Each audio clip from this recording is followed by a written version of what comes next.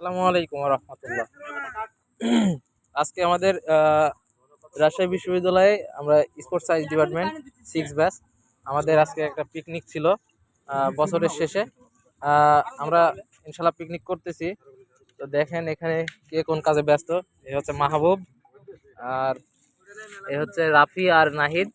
ওনারা সবজি কাটা নিয়ে ব্যস্ত এবং সবজি ধুচ্ছে, পরিষ্কার করছে। রাফি, নাহিদ,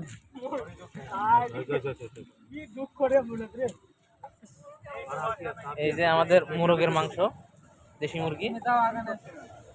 আর এখানে জালাল কাজ করতেছে। জালাল, কি করতেছো তুমি? রসুন রসুন করতেছি। রসুন, ও আচ্ছা আচ্ছা।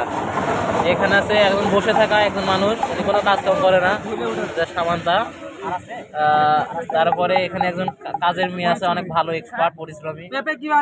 এ হচ্ছে রিতা। এখানে একজন অকাজী আছে, সেটা হচ্ছে দীপু, অনেকক্ষণ পর একটা পেঁপে হাতে নিছে।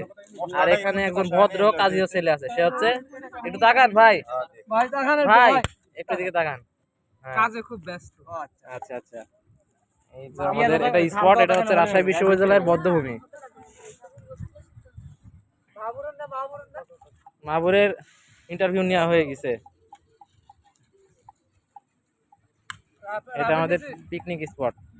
আর এই যে আমরা এখানে সবাই একসাথে।